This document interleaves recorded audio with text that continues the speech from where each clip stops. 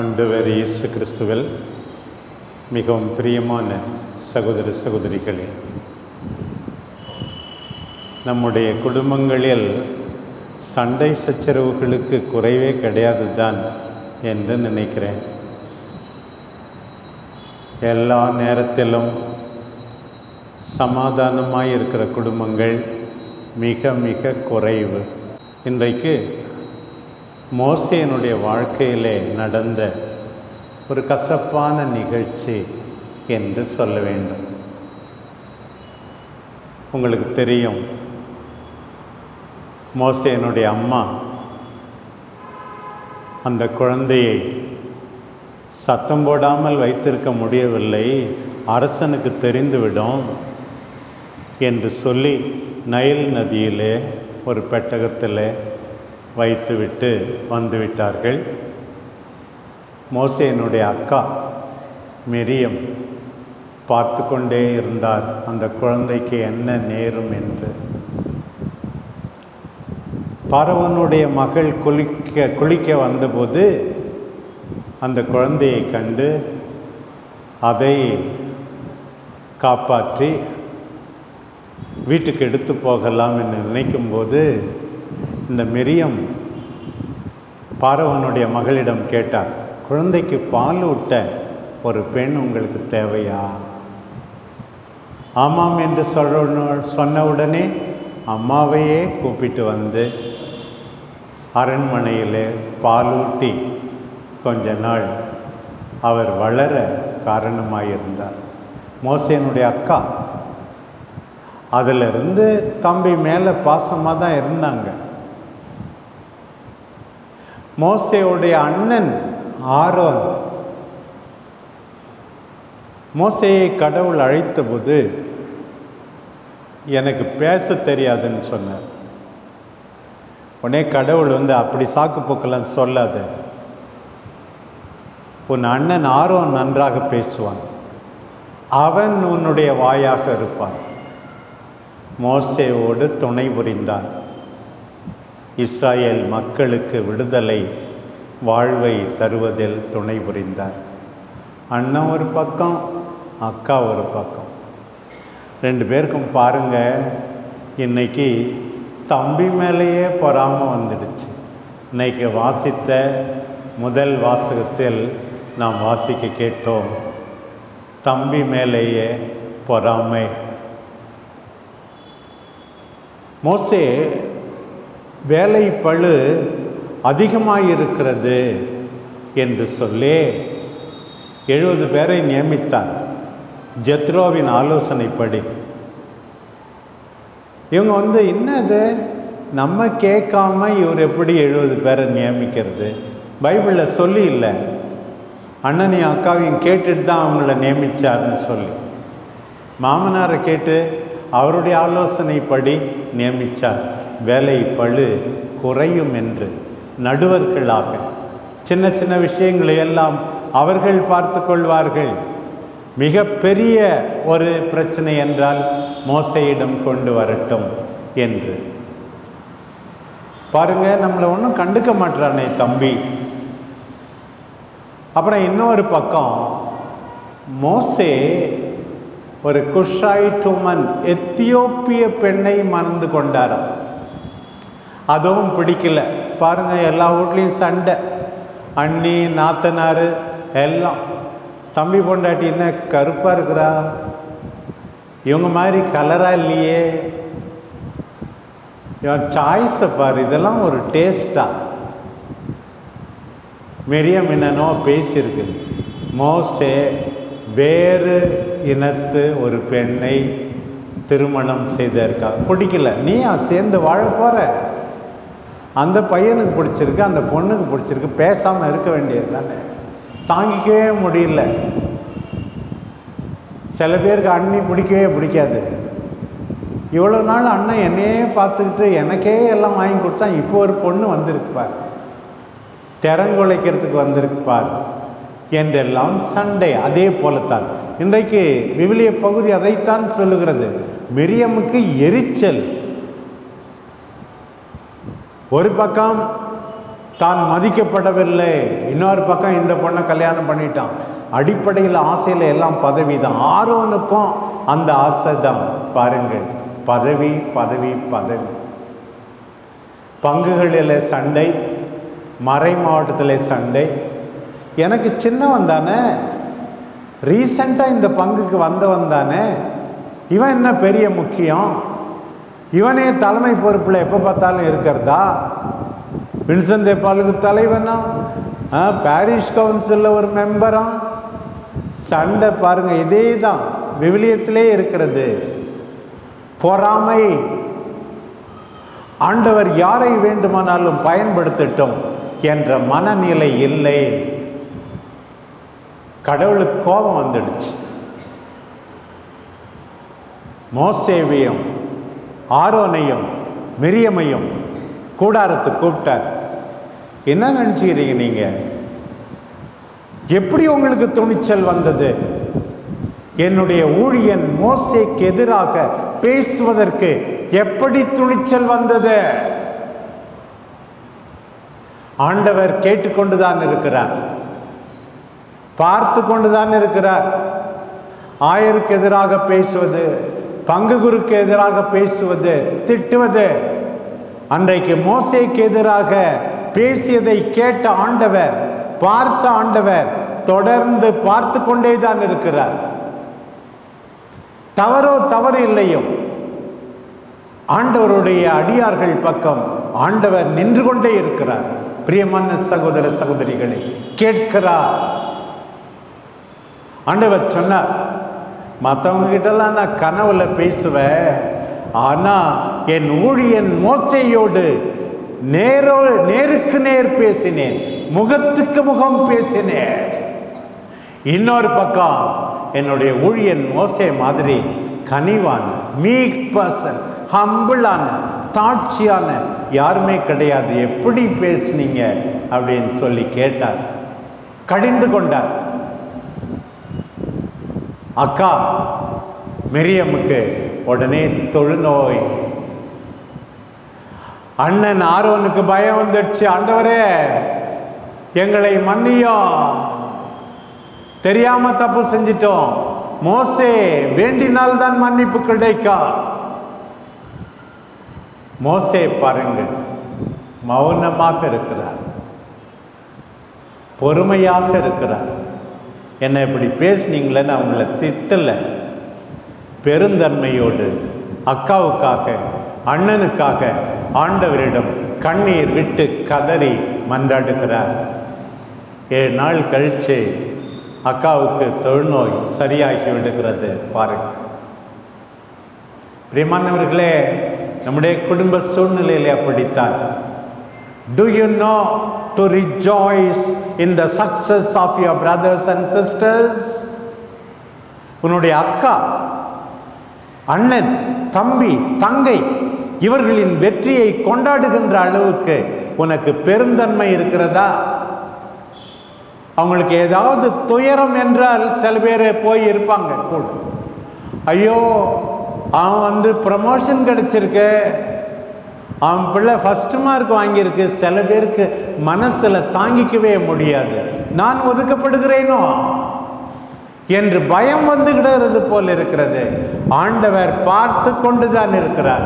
பிரியமான சகோதர சகோதரிகளே, பொல்லாத ஆமை இந்த பொறாமைதான். சில பேர் மகள் அழகா இருந்தா கூட தாங்கிக்க முடியல. நீ சின்ன பொண்ணுல கொஞ்சம் அழகா தான் இருந்த, ஏன் அவளை பார்த்து பொறாமைப்படுற? கழுத கூட குட்டியில் அழகா தான் இருக்கு. சில பேரால் தாங்கிக் கொள்ள முடியவில்லை. உன் மகனை மகளை பாராட்டு, மகிழ்ச்சி அடைந்து இருக்க வேண்டும். சில பிள்ளைங்களால அம்மா இது உங்க அக்காவான்னு கேட்குறாங்க, உடனே அதை தாங்கிக்க முடியல, சாப்பிடவே மாட்டேங்குது. ஐயோ எங்க அம்மா இன்னும் அழகா இருக்காங்க, நான் பரிதாபமா இருக்கிறேனே, பார்க்க சைக்கிளையே என்று. பெருமைப்படு, உன் உறவுகளை குறித்து பெருமைப்படு, மற்ற பங்கு உறுப்பினர்களை குறித்து பெருமைப்படு, பொறாமைப்படாதே. பொறாமைப்பட்டால் அழிந்து போவாய். பொறாமைப்படாமல் இருந்தால் ஆண்டவர் உன்னை அபரிமிதமாக ஆசீர்வதிப்பார். இதுதான் இன்றைக்கு நாம் கற்றுக்கொள்கின்ற பாடம். மிக அருமையான பாடம். மோசேக்கு எதிராக பல்வேறு நிலைகளிலே மக்கள் முணுமுணுக்கிறார்கள். உனக்கு எதிராக மக்கள் முணுமுணுக்கிறார்கள், உன்னை திட்டுகிறார்கள், வசைப்பாடுகிறார்கள் என்றால் சோர்ந்து போய்விடாதே. ஆண்டவர் அநியாயமாக நீ படும் துன்பங்களை பார்த்து கொண்டுதான் இருக்கிறார். உன் கண்ணீரை அவர் துடைப்பார், உனக்கு நிம்மதி தருவார். பிரியமான சகோதர சகோதரிகளே, இந்த நற்செய்தி பகுதியும் மிக அருமையான பகுதி. அதிலிருந்தும் ஒரு சில பாடங்களை நாம் கற்றுக்கொள்ள வேண்டும். ஆண்டவர் 5 அப்பங்களையும் 2 மீன்களையும் பலுகச் செய்து 5000 பேருக்கு கொடுத்தார். இன்னும் பெண்கள் குழந்தைகள் நீங்களாக அவங்க ஒரு 5000 இருந்தாலும் இருந்திருப்பாங்க, 10,000 பேருக்குன்னு. இப்படி முடிஞ்சா எல்லாருக்கும் என்ன இருக்கும்? இந்த சீடர்கள்லாம் they have to celebrate the success, இந்த வெற்றி விழாவை கொண்டாட வேண்டும் என்று தானே ஆசை இருக்கும். அங்கே இருக்கவே உள்ள ஆண்டவர், சே இவர் என்னையா மனுஷன், இப்போதான் இப்படி பெரிய புதுமை நடந்தது, எல்லாரும் இவரை அரசராக்க வேண்டும் என்று ஆசைப்படுகிறார்கள். அரசராக்குனா நம்மளாம் மந்திரி ஆகலாம் வேற, இப்படிலாம் நினைக்கும் போது இந்த நற்செய்தி சொல்லுகிறது, கட்டாயப்படுத்தி போங்கடா, படகுல ஏறுங்க, அந்த பக்கம் போகணும்னு சொன்னால் எப்படி கடுப்பாக இருக்குமா? இருக்காது, இருக்கும். நல்ல சான்ஸ் கிடைக்குது, இன்னும் கொஞ்சம் நேரம் ஜாலியாக இருக்கலாம், நீங்களாம் தானே சேர்ந்து எங்களுக்கு உணவு கொடுத்தீங்க என்று பெருமைப்படலாம். ஆனால் இதற்கு வாய்ப்பு இல்லாமல் போகிறது. பாருங்க, ஆண்டவர் என்ன செஞ்சாராம் பாருங்க. தனியே போய் மலையிலே ஜெபித்து கொண்டிருக்கிறாராம். எபிரேயருக்கு எழுதப்பட்ட திருமுகம் சொல்லுகிறது, 7ஆம் அதிகாரம், ஆண்டவர் இயேசு நமக்காக பரிந்து பேசிக்கொண்டே இருக்கிறார். சீடர்கள் அங்கே தண்ணீர் இல்லை, இங்கே ஆண்டவரோ மலையிலே ஜெபிக்கிறார். பிரியமானவர்களே, நம்ம எல்லாம் வேலை இருக்குன்னு சொல்றோம், ஜெபிக்க நேரம் இல்லை என்று சொல்லுகிறோம். இந்த மாலை நேரத்தில் நேரம் ஒதுக்கி இங்கே வந்திருக்கிறீர்கள். மலையிலே இருந்து ஜெபித்த ஆண்டவரின் மாதிரியை பின்பற்றி ஜெபிக்கிறீர்கள், ஜெபிக்க கூடி வந்திருக்கிறீர்கள். ஜெபம் இல்லாமல் எந்த செயலும் வெற்றியாக முடியவே முடியாது. ஆண்டவர் உணர்த்துகிறார் பார். காலை ஜெபம், மாலை ஜெபம், ஏன் வாழ்வே ஜெபம். வேலையிலிருந்து தப்பிக்க ஜெபம் இல்லை, திருப்பலி இல்லை, வேலையை அர்த்தமுள்ள விதத்தில் நிறைவேற்ற ஜெபம் ஆண்டவர் உணர்த்துகிறார் பார். சீடர்களுக்கு பிரச்சனை, புயல், காற்று, படகு தள்ளாடுகிறது, நம் குடும்பம் தள்ளாடுகிறது, திரு அவை திருச்சபை பிரச்சனைகளால் தள்ளாடுகிறது. எவ்வளவோ பிரச்சனை. ஜெபித்த ஆண்டவர் தானே இறங்கி வருகிறார். நீங்கள் தனியே இல்லை, நான் இல்லாவிட்டால் நீங்கள் தள்ளாடுவீர்கள். பிரியமானவர்களே, உங்கள் குடும்பத்தில் இறை வார்த்தை உண்டா? உங்கள் குடும்பத்தில் ஆண்டவர் இருக்கிறாரா? இல்லை என்றால் தள்ளாடுவீர்கள், பிரச்சனை தான், நொடிந்து போவீர்கள். ஆண்டவரை நீங்கள் தேட வேண்டும். ஆண்டவர் துணைக்கு வருகிறார். பூதம் என்று நினைக்கிறார். ஆண்டவர் சொல்லுகிறார், நான் தான், நான் தான். நீர்தானா? நீர்தான் என்றால் நான் தண்ணீரில் நடந்து உம்மிடம் வர கட்டளையிடும். பேதுரு, ராயப்பர், வா என்றார் ஆண்டவர். துணிச்சலோடு ஆண்டவரை எதிர்கொள்ள தண்ணீர் மீது நடக்கிறார். மூழ்கவில்லை. ஆனால் திடீரென்று கலக்கம், பயம், குழப்பம். ஆண்டவரை பார்த்தவர் தண்ணீரை பார்க்கிறார், வேறெங்கோ பார்க்கிறார். ஆண்டவரிடமிருந்து பார்வையை எடுத்துவிட்டால் மூழ்க வேண்டியது. ஆண்டவரே, அழிந்து போகிறேனே, மூழ்கிறேனே, சாக போகிறேனே. Come on, look at the lord Jesus. ஆண்டவரை உற்றுப்பார். எனக்கு மீண்டும் மீண்டும் ஞாபகத்துக்கு வருகிறது, நம்முடைய திருத்தந்தையினுடைய பாட்டி பிரான்சிஸ், அண்மையில் மரித்த அவருடைய பாட்டி சொன்னாராம், என் பேர பிள்ளைங்களை நல்லா சந்தோஷமாக வச்சுக்க ஆண்டவரே. ஒருவேளை அவங்க வாழ்க்கையில் எதிர்பாராத விதத்தில் கஷ்டம் வந்தால் ஆண்டவரே திவ்ய நற்கருணையில் இருக்கிற உம்மை உற்று பார்க்கட்டும். சிலுவை அடியிலே நிற்கின்ற அன்பு தாய் அன்னை மரியாவை உற்று பார்க்கட்டும். இவற்றின் மீது கண்களை பதிய வைத்தால் அவர்கள் சக்தி பெறுவார்கள், ஆறுதல் பெறுவார்கள். அந்த ஜெபத்தை நம்ம பாப்பானவர் அவருடைய ஜெப புஸ்தகத்தில் சாகிற வரைக்கும் வச்சிருந்தார். ஆண்டவர் மீது கண்களை பதிய வைக்க அழைக்கிறார். ஆண்டவர் குனிந்து பேதுருவை கரம் பிடித்து தூக்குகின்றார். படகுக்கு ஆண்டவரும் போகின்றார். அமைதி. ஆண்டவர் இருந்தால் அமைதி. நம்முடைய குடும்பங்களிலே அமைதி வேண்டும், மகிழ்ச்சி வேண்டும், ஆண்டவரை ஏற்றிக்கொள்ள வேண்டும். இந்த நற்செய்தி பகுதி தொடர்ந்து எப்படி முடிகிறது பாருங்கள். கெனசரேத்து பகுதியை மறுகரையை சென்று அடைந்தாராம். யாரென்று அறிந்துணர்ந்த அவ்விடத்து மக்கள் சுற்றுப்புறம் எங்கும் ஆள் அனுப்பி எல்லா நோயாளர்களையும் அவரிடம் கொண்டு வந்தனர். சாப்பாடு போட்டார், அப்பங்களை பலுகச் செய்து கொடுத்தார், புயற் காற்றிலிருந்து காப்பாற்றினார், நற்செய்தி அறிவித்தார். சாப்பாடு போடுவதற்கு முன் இப்போது நோய் நீங்க துணை செய்கிறார்.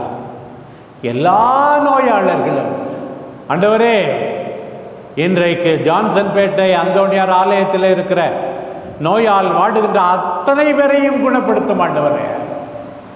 அன்றைக்கு எல்லா நோயாளர்களையும் கொண்டு வந்தார்களே ஆண்டவரே, உம்முடைய வல்லமை அவர்களை ஆட்கொண்டதே ஆண்டவரே. எங்கள் அன்பான மக்களை குணப்படுத்தும் ஆண்டவரே. பாருங்கள், அவரது மேலுடையின் ஓரத்தையாவது அவர்கள் தொட அனுமதிக்குமாறு வேண்டினர். தொட்டவர் அனைவரும் நலமடைந்தனர். அவர் போட்டிருந்த ட்ரெஸ்ஸை ஓரத்தையாவது தொட்டா போதும் என்றார்களா. நலமளிக்கும் ஆண்டவரே, கைபிடித்து காப்பாற்றும் ஆண்டவரே, உணவளிக்கும் ஆண்டவரே, வார்த்தையால் வாழ வைக்கும் ஆண்டவரே, எங்கள் வாழ்வில் அமைதி தாரோ. பொறாமையை விட்டொழித்து மனிதர்களை மதிக்க, திரு அவையை அன்பு செய்ய எங்களுக்கு கற்றுத்தாரும் ஆண்டவரே. எங்கள் பாதுகாவலர் புனித அந்தோணியார் அப்படித்தான் திரு அவையை மதித்தார், அதன் தலைவர்களை ஏற்றுக்கொண்டார், தன்னுடைய சபையின் தலைவர்களுக்கு கீழ்ப்படிந்தார், நலமளித்தார், குணமளித்தார், ஆண்டவரை வழங்கி நிம்மதியை கொடுத்தார். நம்முடைய பயணம் இவ்வாறு நல்ல நம்பிக்கை பயணமாக, பிறரன்பு பயணமாக இந்த திருப்பலியில் பங்கேற்பதால் உண்மையாகவே உருமாறுவதாக. ஆமென்.